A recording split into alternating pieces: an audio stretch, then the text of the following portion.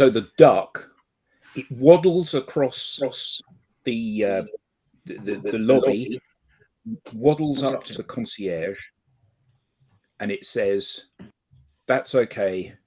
Put it on my bill." Wah, wah. Yeah, I've been saving that one up for years. I should have kept that, really, shouldn't I? Yeah. Well, hello everybody. Welcome to the Digital Download again. Another week, another story, and today we're talking about the creator economy. How can you be part of the creator economy if you're afraid to create? If you're an introvert, how do you be an extrovert for the sake of your visibility and your profile and engaging with that global audience that these networks provide us with? This is a really important thing for us to really wrap our heads around. Partly because when you start to create content, you gain phenomenally so much visibility, because I think that only 3% of the active users on LinkedIn regularly publish content, which means that if you're one of the 3%, you're very much in the minority and very much more visible than your counterparts that aren't. So there's a huge amount to be said for really biting the bullet and trying to create content of your own.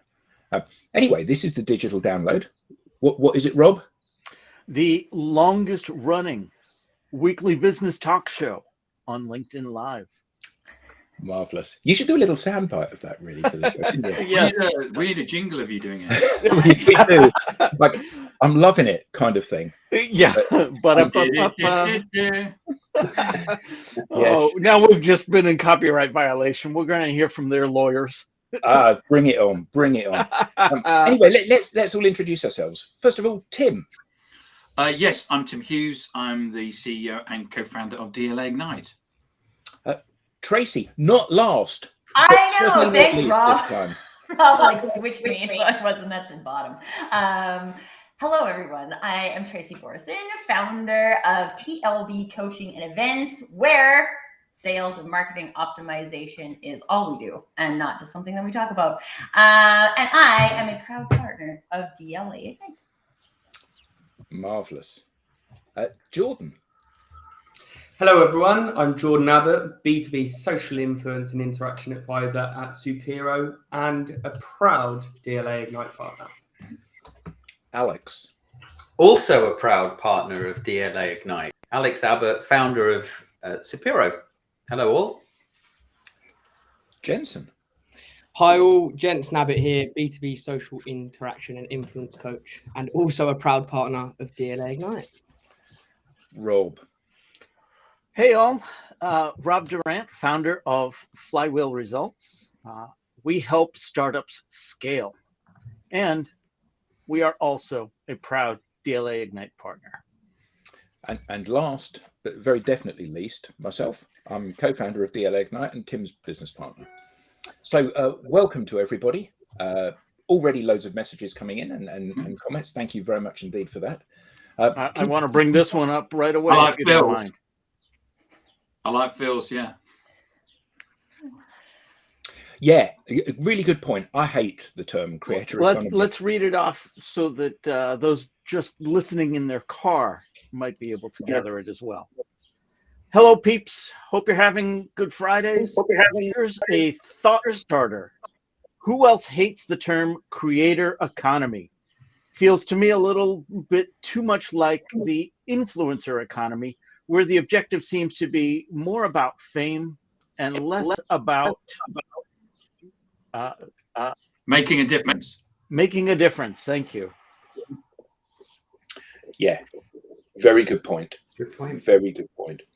I think that it's one of those terms that's become quite kind of hackneyed and overused, hasn't it? It's like people talk so much about personal brand, and I'm not saying that we shouldn't use the term personal brand, but personal brand has become one of those ubiquitous things that you hear everywhere. And, at one end of the scale, you've got people who genuinely craft a profile which is compelling and a footprint which draws people in. And at the other end, you've got people that say, well, you just post stuff. And actually, they're all personal brand coaches. And I think that the creator economy is a bit like that as well, isn't it? So what is the creator economy? Good question. Well, Rob, do you have a definition for this? Yeah. I feel like you do. I mean, two simple words, but take them in reverse order. Economy driving revenue through creation, through making content. So to me, it's the creator part that is critically important. If you are posting something, but it has no value to anyone that is reading it, did you really? I mean, it's like that tree falling in the woods. Did it make a sound? If you're posting vacuous content, did you create anything? Oh, can I just say that my post yesterday has like 14 views and no likes and no comments. So get on it, guys. But anyway, the point I'm trying to make is that like I created that, right? I created it. It was unique thoughts that came out of a conversation that I was having with someone else, and it didn't resonate with anybody yet. That now, I think does that mean it has no value? I think this is where people come into being afraid to create, right? Because if I looked at it and they're like, oh no, I have nothing useful to say, I'm never going to say anything else again, then yeah, it could have that impact. But I think just looking at it from a external validation view of did this create value is a little bit, especially on a single post level, a little bit too judgy on yourself. Well, it is, Tracy. It's you're basically passing judgment, and everybody's view of what value is a different thing. Mm-hmm. And what Jensen and Jordan and you think are value will, but you'll get 4 different answers. And I think it's too easy. It's too easy to pass judgment and say this is just rubbish. There's a lot of people out there spending a lot of time creating things that never existed before. And just like when we moved from, in a musical perspective, when the Beatles came out and they started writing their own songs, previously the songs were basically written by songwriters. And people rubbished it, saying, well, why can these people that basically, know nothing, they're not musicians, how can they actually create something? Well, they kind of did. And I think one of the things that we have to do is stop being judgmental about people and actually recognizing people for what they are. It may not be something that I like, but if they're getting likes and comments, then other people do like it. I think the other thing is that the likes and comments are a really powerful thing for you to be able to unlock conversations within your network.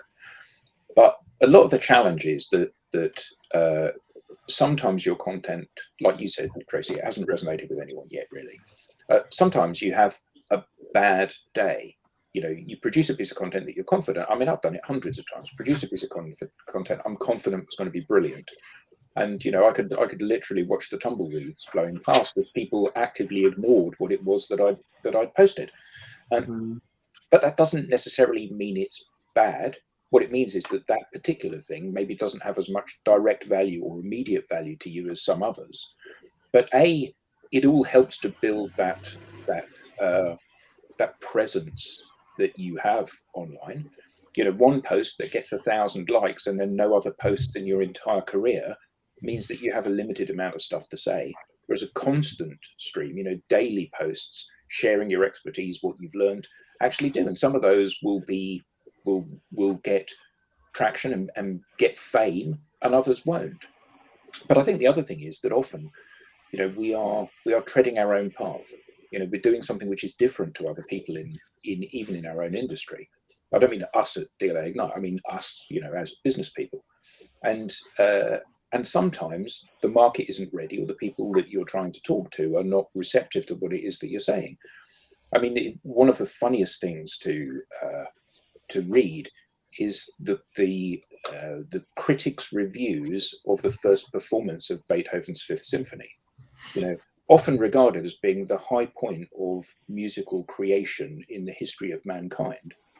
And the critics' reviews were, this was a dreadful cacophony. You know, I ran screaming from the auditorium with my hands over my ears because I couldn't bear it anymore. Simply that it was different to something that they'd heard before.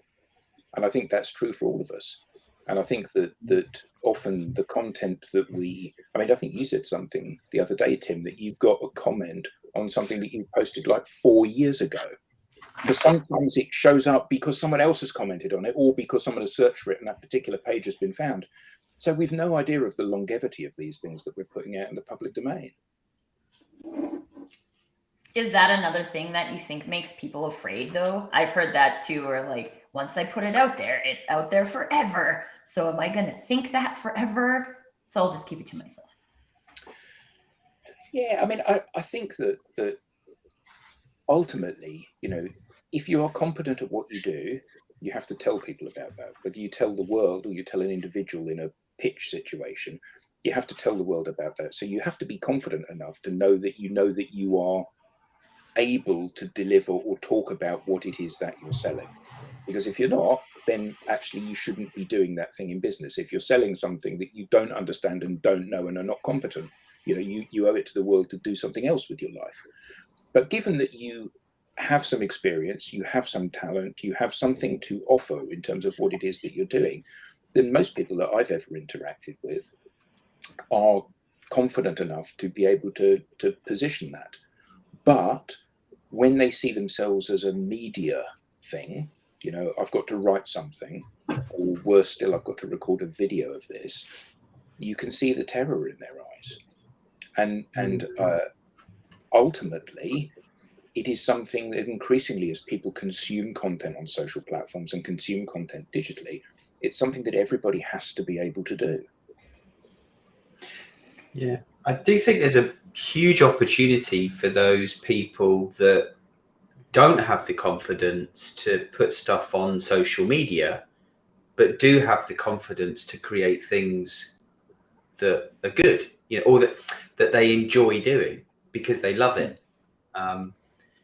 You know, my wife's the perfect example of this. She, you know, she loves art. She's got a passion for art. She's kind of found a bit of a, you know, this thing she really enjoys, which is painting art, you know, pictures onto jackets, onto denim jackets. And, you know, trying to encourage her to do a LinkedIn post about that yesterday. You know, she was scared, and then spent several hours yesterday checking to see how many likes it got, and was really disheartened after only seeing 3 likes. So, you know, like Tracy said, guys, can you get on it? Thanks, Jordan, by the way. Yeah. But it's, you know, there's a real fear. I think her work's brilliant, but she doesn't think it's good enough to post. But I think, Alex, and I think that's is terrible, because if you look at the LinkedIn bubble, 99% of the people that will look at it and comment will actually say nice things. And the 1% of people that basically, and the wonderful thing about social media is that you are in complete control. So the moment that 1% basically says something nasty, you just block them. It takes seconds. Yeah. And life goes back to normal, other than 99% of the people saying nice things. And that's just, and she's in control of that. But does this come down to then confidence at the end of the day? Because I also feel like confidence in an individual capacity can exist in specific scenarios, but not specific scenarios. Like Alex, when your wife is creating, like actually in the process of creating, she's probably pretty confident in what she's doing. She's just not confident, like her presence on LinkedIn isn't confident, right? Yeah. So I'd love to hear, and I know like Jensen is pretty new in the creator economy, so I'd love to hear your perspective, Jensen, but like moving from that, like I do have confidence in what I do, but I haven't successfully put it out there before. And how do you get started on the journey and just, I don't know, do it scared? Yeah, I mean, great point there, and to what I could add there is two things. The first thing that links to the topic that we're talking about, but also work in general and outside of work, is comparison is the thief of joy. So comparing yourself to other people, like if I was to compare myself to Alex, I wouldn't be posting. I'll tell you that now. The amount of engagement that he gets, the interactions, everything to do with the impressions. If I was to compare myself to Alex, I wouldn't be posting today, or anyone else on the webinar. I wouldn't be doing it. Second thing I would say is we are our own worst enemy. We create our self-doubt. We put ourselves down. We eliminate our positive voice inside our head, and we let that evil devil come inside and put us down, right? So we actually stop doing what we want to do. Where if we flip that, if we stop comparing ourselves to others and actually compare ourselves to how we were yesterday, you'll soon realize if I make that 0.1% increase or increase in productivity each day, I'm going to get to where I need to be. It's realizing it's the small step each day that's going to get you to your goal, instead of you sitting there thinking, oh my God, I've got to make a video. I'm awful at this. I can't do it. All you're doing is you're putting yourself further away from your goal. So that's kind of the tips that I would give. Also, stop judging yourself, right? Stand in the mirror and look at yourself and actually let that positive voice in your head come back. Start gaslighting yourself. Start telling yourself you are good at your job. You're going to make good videos. If you start speaking positive to yourself, you're going to grow your confidence. Fantastic. Okay, so that was the digital download. Thank you, everyone. You nailed it. You nailed it, Jensen. Yeah. Oh, so many thoughts there, though. First of all, in terms of confidence building, it sounds counterintuitive, but here's something that can help with confidence building. Nobody cares. Nobody really cares what you have to say. I mean, they do and they don't, but the worst thing that can happen is nothing happens. So you try something else. Well, you have to work so hard to build an audience, don't you? And that's the thing, you know. So when your wife Alex posted, you know, he doesn't post very often, and consequently, people don't know who she is, and they're not looking out for her posts. So to get to the point where you go from getting a handful of likes to getting loads of likes on something requires a combination of diligence, you know, regular posting, constantly putting yourself out there and taking risks, but it also requires an element of luck. I mean, there's a guy, and maybe everybody watching the show will have seen this. So we worked a couple of years ago. We did some work with a company called Telstra, who are the Australian telco, and we trained some of the salespeople in the organisation. And one of them in particular, and I will mention him because he's done a fantastic job, a guy called Daniel Rendell. Absolutely brilliant, really diligent about connecting with people. And he always gets a reasonable amount of engagement on his posts. You know, so he'll get 10 likes or 20 likes or 30 likes. Occasionally he'll get 50 likes or 100 likes. Anyway, 2 months ago, he posted a picture, because he's moved from London and he now lives in the West Country, and he travels in from Exeter Station. Exeter is where Penguin Books was founded. So he took a photograph of a Penguin book vending machine, which is on the platform at Exeter Station. And as of this very moment, that post has received 37,264 likes. He's had over 5 million views on this post. Wow. And the reason that he's achieved that is because he's constantly on the lookout for interesting things. He tells a really good story around these things, and he does it again and again and again and again and again and again and again. And he might have got that with the first post he ever did. It's unlikely. Or he might have got it with the millionth post he ever did. And he was lucky that he did. And what's really interesting is that just happened to be the right thing at the right time in the right place to get that degree of traction. And if you look at his post, you can see that was a new type of post that he's done. And every post he's done subsequently has followed that kind of format. But none of the posts he's done subsequently have had that degree of success. So just being in the right place at the right time is really interesting. Yes, absolutely, Robert. But joking aside, I think that one of the things, and Tim is very good about saying the thing that he says to us all internally in meetings, more than anything else, is there's a blog in that, meaning that thing that you're talking about, that thing that you're animated about, the thing that you care about, someone else will care about as well. So capture that and put that out there, because you might find somebody that's your soulmate about book vending machines or whatever it is, and that person can become a champion of yours.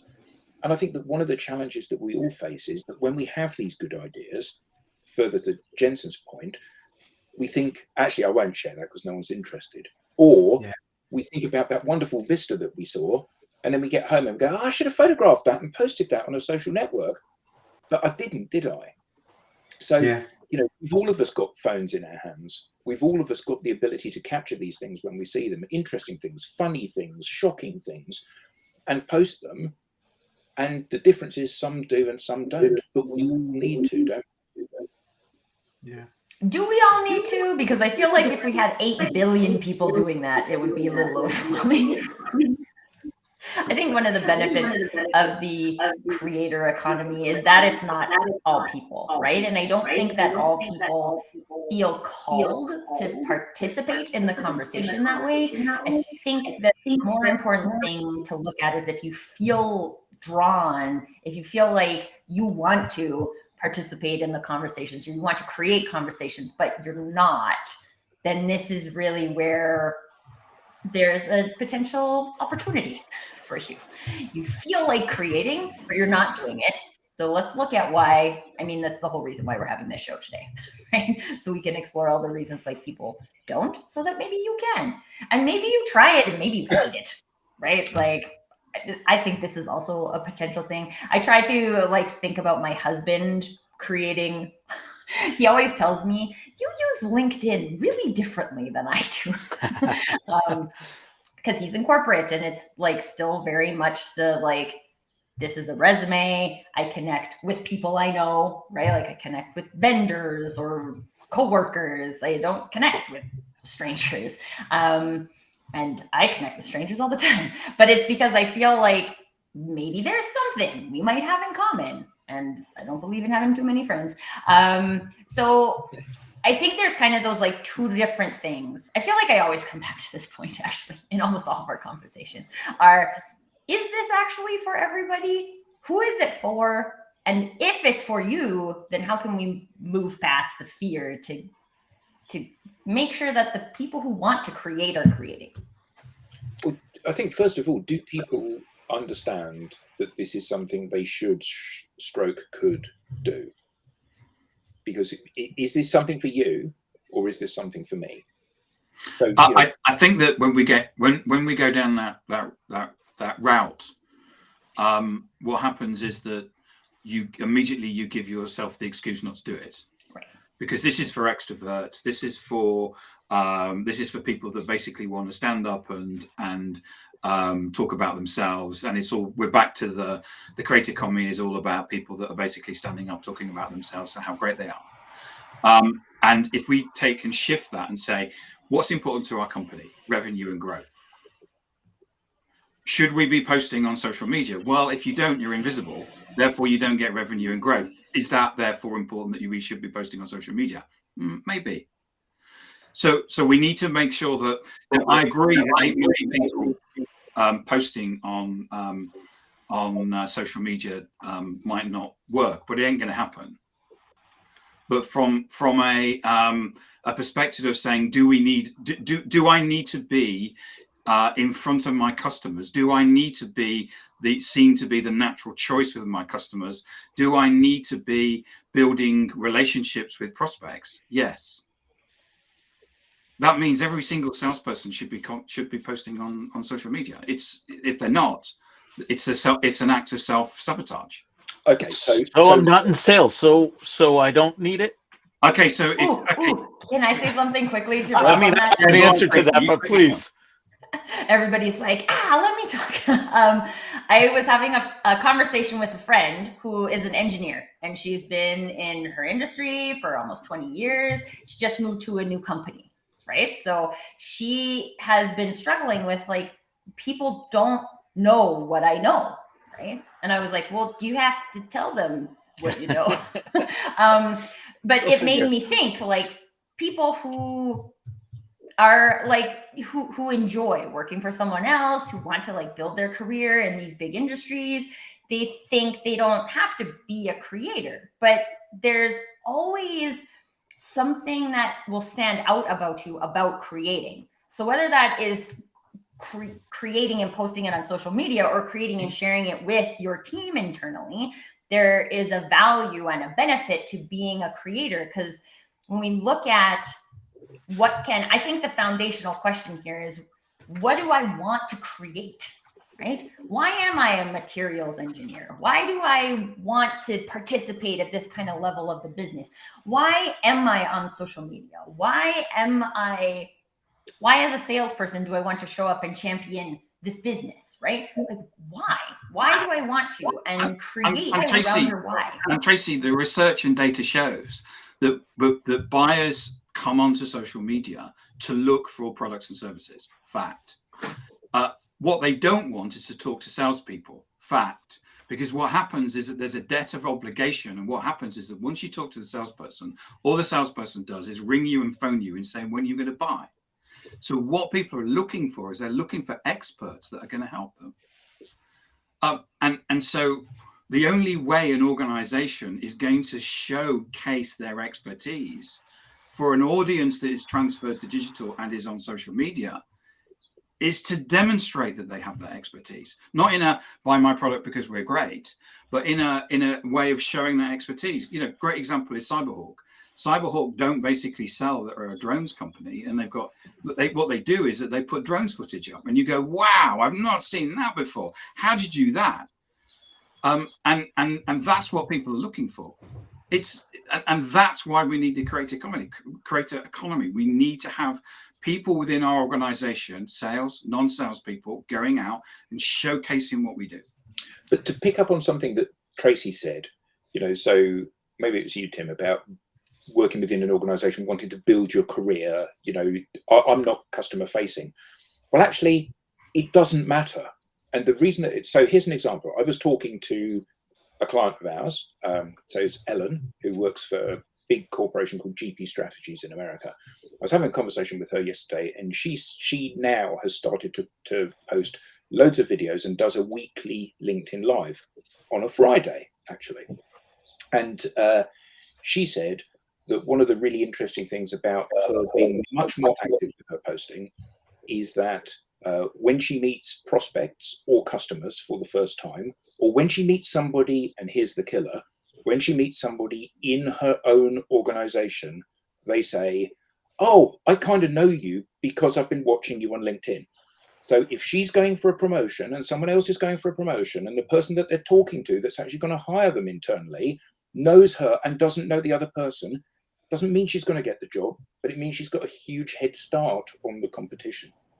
So whether or not you see yourself as a thought leader, or as a salesperson, or as a marketer, or as a tech person working behind the scenes who never interacts directly with a customer, it doesn't matter. The more famous you are, the more recognized you are, the more believable you are, the more it's going to benefit you as an individual. That's obvious. That answers your question. That answers the question, Tracy. Yeah, I wholeheartedly agree with you. I think, you know, the internal networking is just as important as the external networking. And there's, you know, if there's this spectrum of, you know, if salespeople are the most advanced, the best at this stuff, do it most often, compared to someone that's not in a sales role that does some of it to support their objectives in business or life, then why not? So you mentioned about fear. So Tracy, I think, you know, so what is the fear, and how do people start to overcome that? If this is a given, if the value for you is selling more stuff, getting better promoted, being more secure in your job, being more recognized, getting more speaking opportunity, whatever it is, if this is going to help you get there, what is the fear that you face that stops you from doing it, and how do you overcome that fear?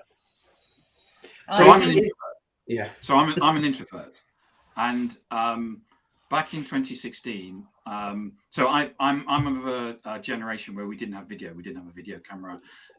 It's not like now where we've all got access to phones. So I needed to get over my fear of video. So I started the podcast.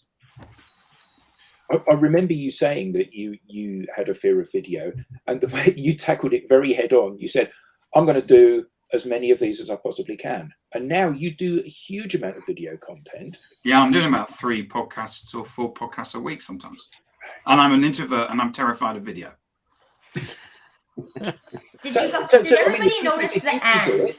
Other people can do it as well, can't they? Yeah. Because people look at me and go, yeah, you're Tim Hughes, you've written 3 books, but whatever. No, I'm an introvert, and it terrifies me. Every time I go on, I'm absolutely terrified.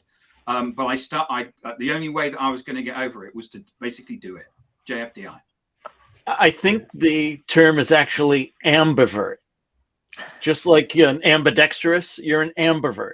You turn it on when you need to be present. But given the choice to have some downtime and not be that outgoing extrovert, sounds like, much like myself, you appreciate that downtime too. Yeah. But I think this is also my argument against the whole vertness scale, right? Extrovert, introvert, ambivert, omnivert. I don't know what people are calling things these days. But like, there's some situations where you feel comfortable, and there's some situations where you don't feel comfortable. Like, I love live video. I would do shows like this all day, every day if I didn't have anything else to do. I hate pre-recorded video, because when I do pre-recorded video, I like super judge myself, and I say, oh, I shouldn't have said super judge. I should have said really judge, because that's more professional, right? And then I redo, and I have all the mental calories that I burn that I don't need to. So I do live video.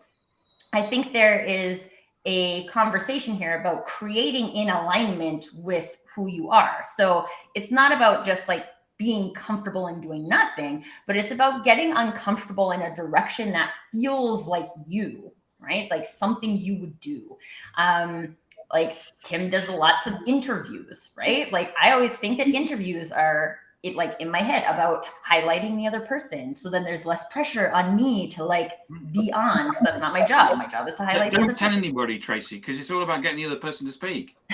but these are the things, right? Like these are the things you can play with to find a creating methodology that works for you, that feels like you. And that's actually a critical component to being sustainable as a creator. Because if you're a salesperson in an organization and you don't get treated on a day-to-day basis as if you have expertise, then the likelihood of you showing up and creating content from a mindset of you being an expert, probably low. But now my business is telling me I need to create, right? So like I'm going to post every day, but I'm doing it from this mentality of I'm doing it to create.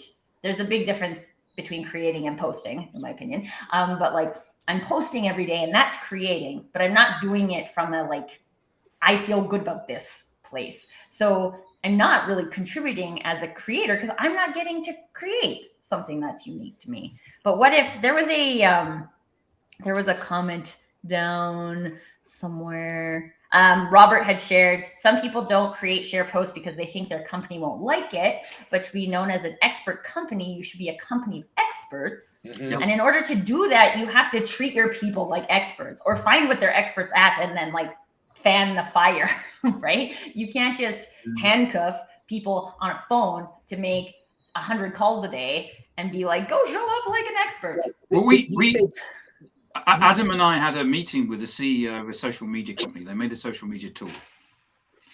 You see, he's laughing. He knows which one. And we said to the CEO, we said, you're a social media company, but you produce these tools, but actually you don't do social media. And he said, don't be stupid. My people know what to do. And they do it.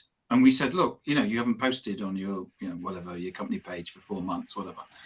And he had thought that because they're a social media company, that they would just go and do it. Because what he hadn't done was empowered them. Or indeed educated them. Or educated not only please do it, but here's what you need to do. Yeah, and how you need to do it, and these are the guardrails and stuff like that. So we should be doing it. But the problem is, it's just like diversity training or health and safety training or all of those things. What we haven't done is empowered or given people the skills in what to do and how to do it. But I think the point that Tracy said about the staged video is really difficult. And I think that's difficult for everyone, because you end up looking like a newsreader who's not very good, because you're being very focused on what you're trying to say. And it's rather like, if you don't look like David Gandy, you know, and if you're a bloke, that is, and you don't look like David Gandy, you don't photograph very well. So, you know, when you're posing, you don't look as you want to look. But when you're talking, you do look as you want to look, because it's got all of that kind of animation and stuff in it. So getting somebody to interview you, you know, even if they're not on video, they ask you a question and you look them in the eye and you respond to them, is a great way to start to produce those videos. I think it's really odd that, you know, you come on a live stream and it's being broadcast live. Anything that you say that you don't want to say is out there for everybody. And most people are pretty cool with this. Most people are pretty cool with this environment, even though it's live. But most people are scared when it's a video. You know, when they're talking to camera, they are scared, even though you can record it a million times if you want to before you publish it. And I always think that's really odd that people are so scared by something that they can affect a change on. But I think it's also, like, from my perspective, I had this client once who had recorded a video of himself for his website, and then he one and then another one, and he sent me both. And he told me in the interim, he did 150 takes. 150. And I was like, I don't even know how long that would take. Like, that takes a long time, right? But so for me anyway, every single time I redo it, I judge it more harshly. And while, yes, I have the ability to go back and change it, it's detrimental to my mindset, because every time I watch it again, I think worse thoughts about myself.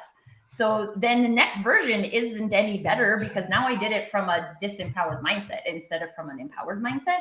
And I think that's one of the things to pay attention to, is that I remember having this guy reach out to me on LinkedIn who was trying to convince me I needed to do pre-recorded video. Otherwise, my business would be a disaster. I would never have enough business. And I was like, well, I don't believe that. So thank you, but you should move on to somebody who's going to believe you.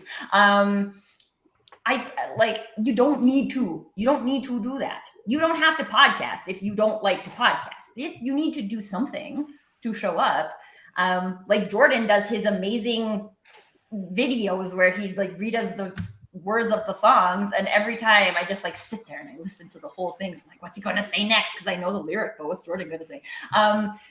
That's fun for me, and it seems fun for Jordan. Jordan can speak for himself. But when you're doing those things, it just doesn't feel like work, and you're not sitting there judging yourself the whole time about is this going to be worth my time? Is it going to get someone to close? This isn't here to get someone to close. This is here to open a door to a relationship, right? This isn't about closing today. This is about opening the door to your expertise so people can come into your party and be like, oh, this is a fun party. So how do we do that? How do we get up in front of the camera if we're an introvert, or we look at what Jordan does and say, well, there's no way I can do that?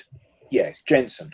So I mean, the 6 Ps really, right? It's perfect preparation prevents piss poor performance. And it's posts that I've done this week. So it's creating a posting plan. Write down the days of the week. Then next to that, write what type of post you would like to put out on that day. Then find a topic of that.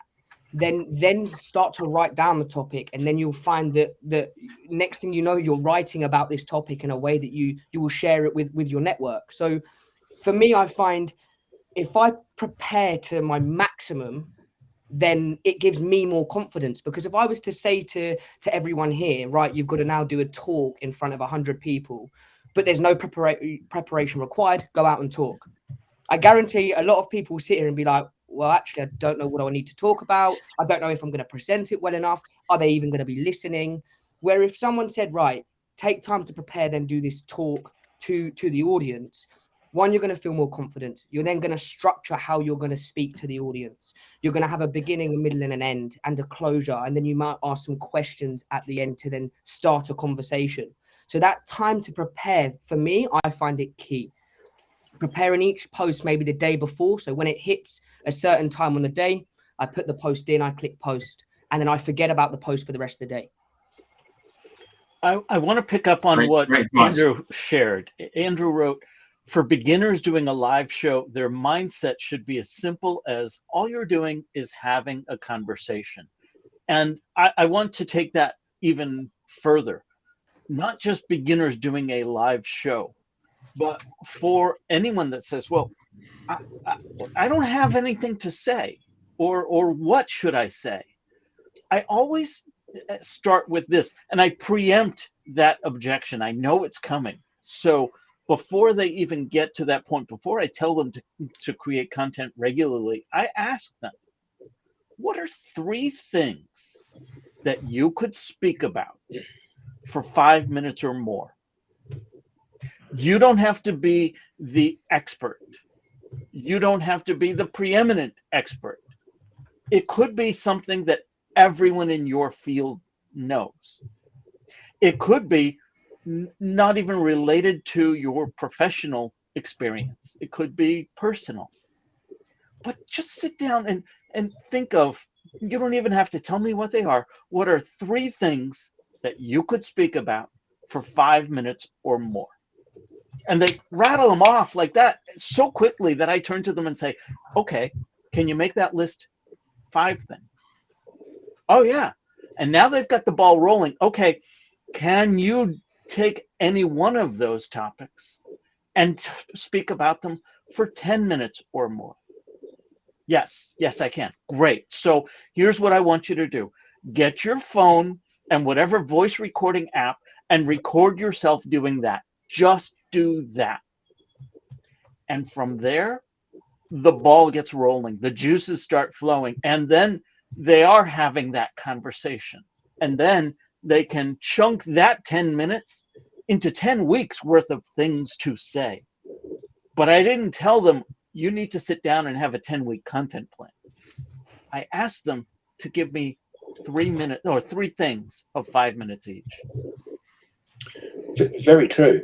Fantastic. I often think that the interview thing works really well because, when you look at Tim Talks being a really good example of this, Tim brings on guests, some of whom are very comfortable media savvy people, some of whom are not, some of whom have not been in front of a camera. And Tim's skill is to get them, as he said, get them talking. So, if you have a loved one that can get off camera and can say to you, ask you questions that you would normally answer. So what is it that your company actually does? And what problems does it solve? And what problems are your clients facing? Not questions about what does your product do and how do you do it and how much does it cost, but questions about the customer. And normally people are very comfortable and very able to talk about that stuff at length. Why would your customer need this service that you do? Well, actually, one of the big challenges that they seem to be all facing at the moment is this. And it fundamentally addresses that, because without that, businesses fall over. Okay, that's the basis for a fantastic little video. And everybody that's watching, if they haven't done a video, could do exactly that video. Ask yourselves that question and just answer the question. And tag us when you post it, please. Yeah.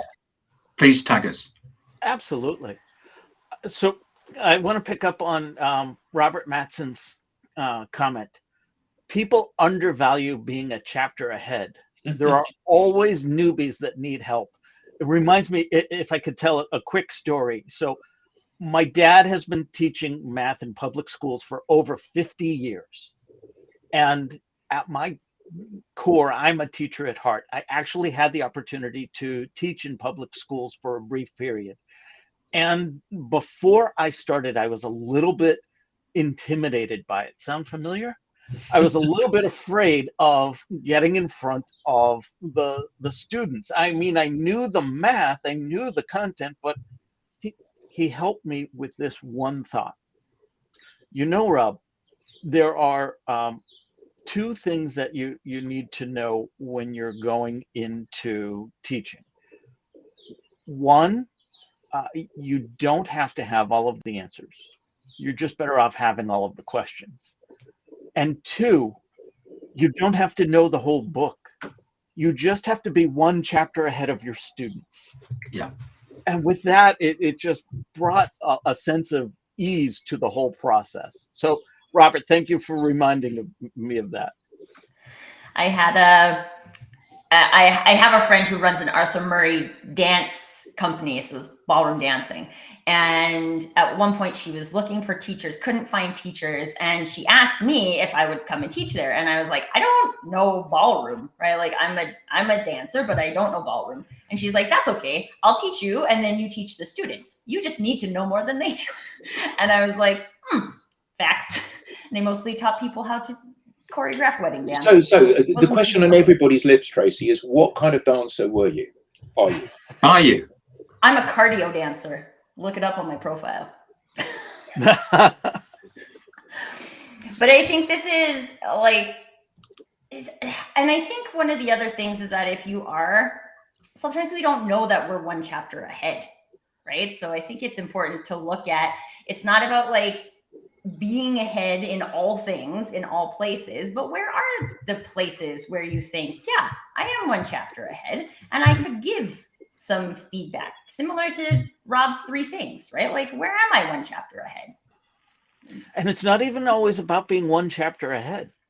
You can be on the same page as everyone else. But if you're saying it and they're reading it and agreeing with it, that's reassuring to them as well. And that's when they say, yeah, you know, I think that too. I believe that. I want to get closer to you to learn more about your thoughts on that too. Yep. Sorry, I'm just laughing at Rob's comment about being a non-cardio dancer. Chairs are my jam. Sure, there's lots of people who like chairs better than cardio dancing. And this is kind of the point, right? Like, even in that, in stating like, I'm not this, I'm this, it gives other people the opportunity to be like, oh yeah, me too. I like chairs. I'm on team chair. I was thinking musical chairs. You see? Play that Some as a kid. people want to combine the two. Or in the words of Elvis Presley, if you can't find a partner, use a wooden chair. It's all good. I actually have, so something that has been really powerful for me on the content creation side is listening. And I wanted to share that because I think a lot of times people think I'm just supposed to sit here and have creative thoughts, right?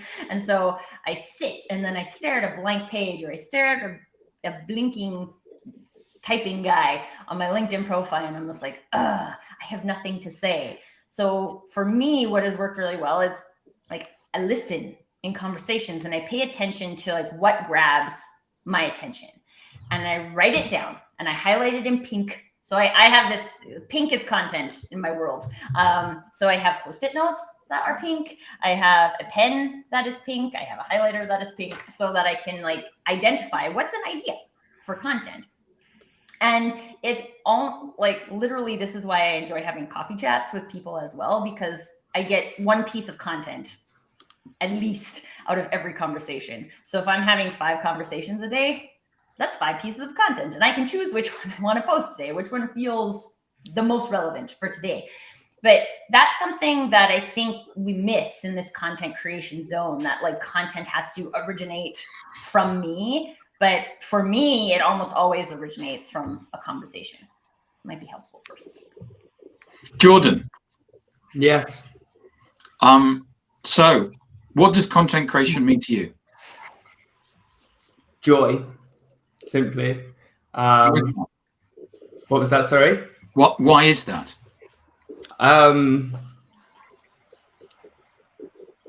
That is a great question. I enjoy telling stories in outside of the box ways.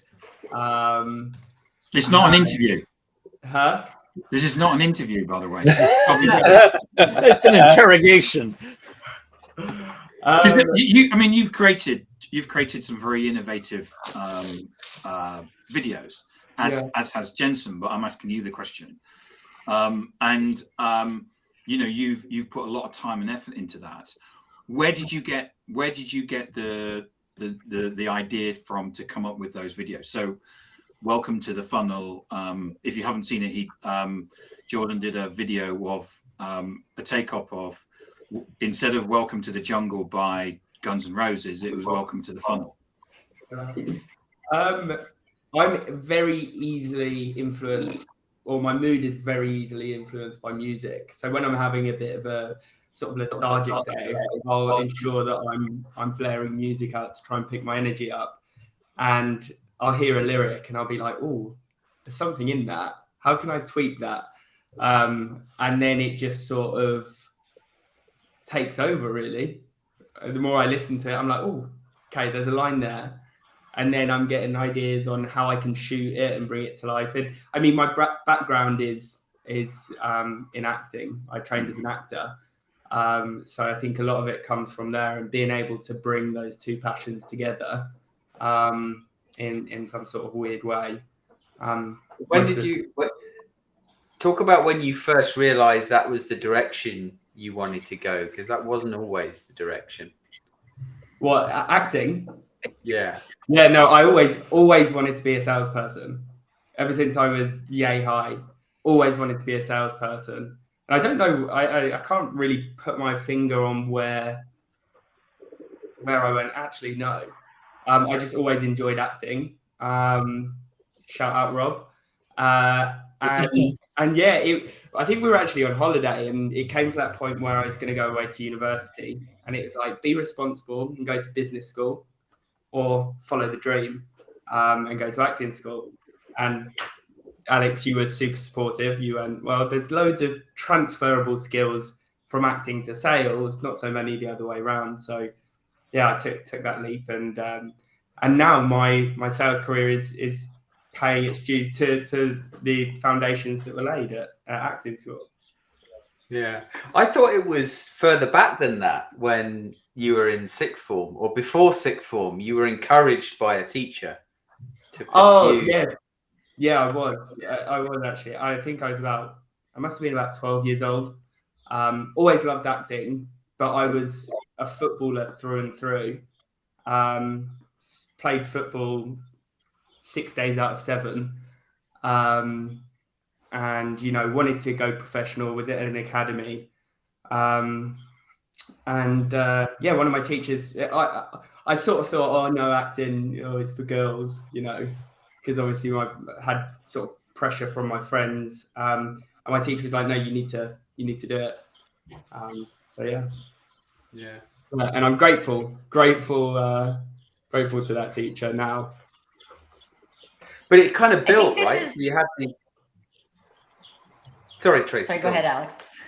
I was just going to say, this is a really great, I think, another thing that can help people in their creation, moving past the fear, is to have a champion to say, no, you need to do this. No, you should say it. I say this to people all the time. I'm like, you should write that down. That's a social media post. And having that champion behind you is really helpful to get past the fear. Yeah, definitely. I also think it's about people seeing value in who they are and the things that matter to them. So, you, Alex, are really into Formula One. And if somebody came up to you and said, yeah, so what do you reckon to the new cars that are in the 2023 season? You've got an opinion on that. And you'd love to have a conversation with them about that thing that you're passionate about. And for Tim, it's collecting vinyl and old musical things. And for you, Jordan, it's acting. And for everybody, there's something that they're passionate about. And there are other people that share that passion. And when you put that passion out there, you draw toward you people that share your passion. And maybe those are the right people, maybe they're not, but it's a starting point for a conversation. I talk to loads of people about guitars because it's something that matters to me. And if it matters to them as well, then we've got our own little community and conversation about guitars or music or Formula One or acting or fitness or whatever it is that we're talking about. And so often people forget that. They forget that it's you that I'm buying into, not the bit of software you're selling or the injection molding machine that you've invented. It's you. And I think that comes back to the point of why, especially when we say, well, I'm not a salesperson. Now, earlier we had somebody commenting, everyone is in sales, and Dan Pink wrote a great book, To Sell is Human, which essentially makes that argument, but you're not going to convince everyone that they're in sales. So if I'm not selling something, why social media? Why put myself out there? And Adam, I think you nailed it. It's about connecting with people, because whether you're selling or not, nothing happens except through and with other people. We don't live in a vacuum. We don't live in isolation. Whether I want to advance my career or simply, advance my personal life, if I want to, pick up some hobby, most often those hobbies are done in conjunction with others. Having a presence out there allows you to just connect with those that have similar ideas and values and interests. And that's, to me, as important as the selling part. It's just the connecting part. I think, you say some people don't buy into the idea that we're all in sales, but that's because they're seeing sales as being a quota that they have to deliver. But Right. we are all in sales. Whether or not you're on a career development path and you're trying to get promoted, you have to sell yourself. Whether or not you're in tech and you're trying to get everybody to buy into your idea of how this particular programming code should be written, you have to sell that idea to somebody. And the more of this stuff you do, the more able you are to sell that stuff. I've got a huge following and everybody loves it when I talk about the new speedy way to do whatever, Python coding. Okay, well, that means that when I have to give an opinion on that, more people are going to believe my opinions. I'm more likely that my idea is going to be adopted. It's sales. It doesn't have a value attached to it.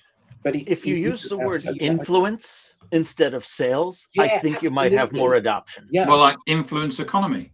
Oh, damn, there we are. Yeah. Oh. Boom.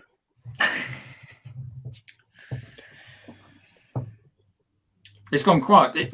So we have we found out recently, even though we've been doing this for 3 years, that LinkedIn actually cut us off on the hour. If we say it's up till, so in the UK it's just 3 minutes to 3 in the afternoon for us, and as soon as it comes to the hour, it actually cuts us off. So we've actually had a number of things where we've let it go on for 2-3 minutes, not knowing that LinkedIn had actually cut us off. And everyone in the audience that thought the shows weren't very good, all of the value was delivered in that last 3 minutes that unfortunately so they were great shows. No, but I mean, I think that the point of the conversation and the debate that we've had today is to say that everybody needs to create that influence around themselves. Everybody needs to put themselves out there. The worst thing that will happen is nobody will engage with your content and nobody will consume it. The next worst thing that can happen is you meet loads of interesting people and some of them become your friends. That's great. The best thing that happens is you sell loads of stuff or influence loads of people or get people to buy into your way of doing something. All of those things are of value. But if you don't tell people who you are and what you want, how can you expect people to give you what you want? The old saying, you don't ask, you don't get. You need to put out there what you're expecting to get. And then potentially, some of that might come your way. But at the very least, you'll draw towards you people that share your view of the world, which is a really powerful thing. In the last minute, is there any particular subjects that the audience would like us to cover? Whether it's taking this subject on about, or any other particular areas in social media or leadership, or trying to think what other areas that we cover. I'd be really interested to get some feedback in terms of future shows, and sometimes it takes 20-30 seconds for it okay. And along those lines, we're also interested in having guests. Yeah. If you are interested in being a guest, or somebody that might be interested in being a guest, go to digitaldownload.live and click on the Be Our Guest at the top banner. And we have a form there that potential guests can fill out. And also, you can join our LinkedIn group, the Digital Download. Yeah. We're everywhere. Wow. And also, I was just going to add, if anyone has any questions or wants any help, all of our inbox is open, so feel free to fire a message to any of us. Absolutely. Thanks, Jensen. So, thank you to the panel. Thank you to Rob for being technical host today, and for most of all for everybody in the audience. So this was the Digital Download. Rob? The longest running weekly business talk show on LinkedIn Live. See you next Have a good week, time. everyone. Thanks, everyone. Bye-bye.